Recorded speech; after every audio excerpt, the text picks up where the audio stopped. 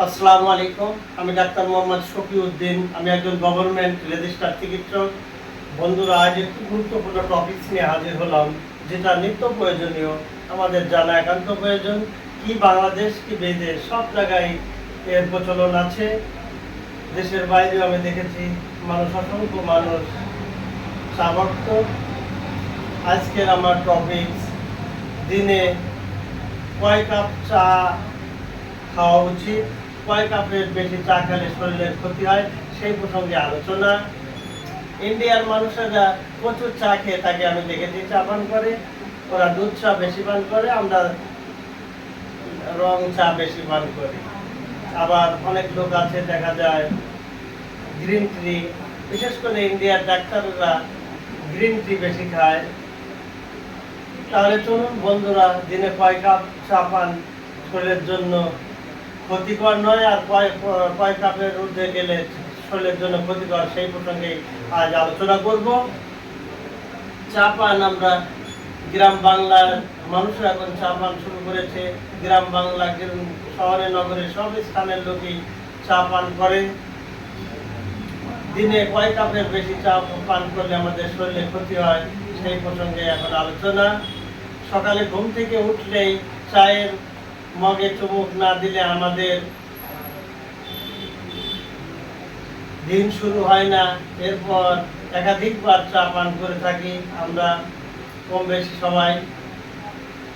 কোনোদিন কি ভেবে দেখেছেন যে এত চা পান আমাদের শরীরের জন্য কত ক্ষতিকর?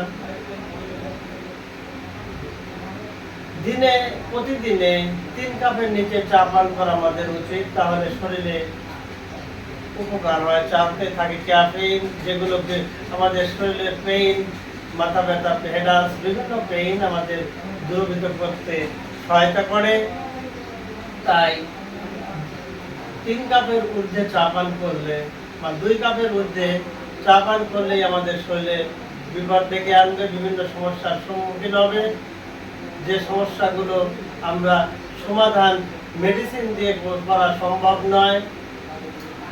অধিক চা পানের পার্শ্ব প্রতিক্রিয়া হিসাবে আমাদের অনেক সমস্যা দেখা দিতে পারে। একাধিক চা পান করার দরুন আমাদের অস্থির ভাব, মানসিক চাপ ইত্যাদি সৃষ্টি করতে পারে, রুচি কমে যেতে পারে, এমনকি অনিদ্রাও দেখা দিতে পারে। অত্যাধিক চা পান করার কারণে ঠিকমতো ঘুম হবে না, নিদ্রা হবে না। আবার অনেক লোকের অত্যাধিক চা পান করার কারণে বমি বমি ভাব বা গ্যাস্ট্রিকের সৃষ্টি হতে পারে। অনেক লোক দেখা যায় ঘুম থেকে উঠে খালি পেটে চা পান করে। এটা আদৌ ঠিক নয়, কখনোই আপনারা খালি পেটে চা খাবেন না, এতে অনেক ক্ষতি। চা পান করা মিনিমাম খাবার খেয়ে উঠেই ও চা পান করবেন না, এটাও শরীরের জন্য ক্ষতিকর। খাবার খাওয়ার আধা ঘন্টা পরে আপনারা চা পান করবেন। খালি পেটে কখনোই চা খাবেন না, কেননা খালি পেটে চা খেলে আমাদের শরীরের অনেক ক্ষতি করে। চা আপনারা 2 কাপ, সকালে 1 কাপ, বিকালে 1 কাপ খাবেন, এতে শরীরের লাভ হবে। ইন্ডিয়ার মানুষেরা দুধ চা বেশি খায়, বাঙালি আমরা রং চা বেশি খাই। রং চা আমাদের জন্য 2 কাপ এনাফ। 2 কাপের অতিরিক্ত চা যদি খান শরীরে বিভিন্ন সমস্যার সম্মুখীন হবেন। ধীরে ধীরে গ্যাস্ট্রিকের সৃষ্টি করবে, বিরক্তি, ক্লান্তি, বিভিন্ন সমস্যা দেখা দেবে এবং অনিদ্রার মতো রোগ আপনাকে ডেকে আনবে। ঔষধ খেয়ে খেয়ে আপনাকে ঘুমাতে হবে, নাহলে ঠিক মতো ঘুম হবে না। তাই বন্ধুরা আমার,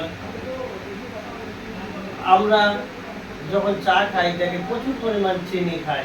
আবার কেউ কেউ দেখা যায় চার সঙ্গে ঘন চিনি খায়। আবার কেউ কেউ স্যাকারিন মিক্সার করে চা খায়। এই স্যাকারিন মিক্সার করে চা আপনারা খাবেন না, কেননা এতে প্রস্টাট গ্ল্যান্ডে ক্যান্সার সৃষ্টি করে। আবার চাতে অধিক পরিমাণ চিনি খাবেন না, এটা ডায়াবেটিসের সম্ভাবনা বেশি হয়, আদার সাইডে প্রবলেম হয়। কারণ সাদা চিনি এক প্রকার বিষ। সাদা লবণ এবং সাদা চিনি দুটাই হলো বিষ, আমাদের শরীরের জন্য অকল্যাণকর, যা আমাদের শরীরে ক্ষতি সাধন করে। অতএব সাদা লবণ এবং সাদা চিনি থেকে আপনারা বিরত থাকবেন, তবেই সুস্থ জীবনযাপন করতে পারবেন। কেননা আমি ইন্ডিয়ার এক কনফারেন্সে ছিলাম, ডাক্তারদের এক কনফারেন্সে ছিলাম। সেখানে বিদেশি এক ডাক্তার এক প্রসঙ্গে তিনি তার আলোচনার এক প্রসঙ্গে তিনি বর্ণনা করলেন, ক্যান্সার নামক ঘাতক ব্যাধির আজও পর্যন্ত কোনো ঔষধ আবিষ্কার হয়নি, কিন্তু এই ক্যান্সারকে শরীর থেকে বিতাড়িত করতে হলে একটা পথ যদি আমরা অবলম্বন করি, তাহলে আমাদের শরীর থেকে ক্যান্সার তাড়ানো সহজ। একদিকে যেরকম ঘাতক কঠিন ব্যাধি, পক্ষান্তরে আবার এই ক্যান্সারকে শরীর থেকে তাড়ানো সহজ। তিনি বললেন, নট মেডিসিন, কোন ঔষধ দ্বারা ক্যান্সার শরীর থেকে তাড়ানো সম্ভব নয়। ক্যান্সার একবার বাসা বাঁধলে শরীরের সব প্রত্যেকটা অর্গানকে নষ্ট করে দেয়, কার্যক্ষমতা রহিত করে দেয়, সে আস্তে আস্তে বিস্তার লাভ করে, কোনো মেডিসিনে কাজ হয় না। কিন্তু বন্ধুরা আমার, তার আলোচনার এক প্রসঙ্গে তিনি বললেন, সৃষ্টিকর্তা লেবুর ভিতরে এমন একটা উপাদান দিয়েছেন যে লেবু যদি আপনারা লেবু চা খাওয়ান পেশেন্টকে, আস্তে আস্তে ক্যান্সারের গভীরতা কমে আসবে, ক্যান্সার জীবাণু মরে যাবে, শরীর থেকে ক্যান্সার বিদায় নেবে। সে হচ্ছে লেবু খাওয়াতে হবে। লেবুর রসে ক্যান্সারের জীবাণু ধ্বংসকারী উপাদান আছে। তিনি বলেছেন, এই লেবু চা খাবেন তাই বলে চিনি মিক্সার করা যাবে না। চিনি যদি চায়ের সঙ্গে মিক্সার করেন, তখন যতই লেবু দেন আর কাজ হবে না।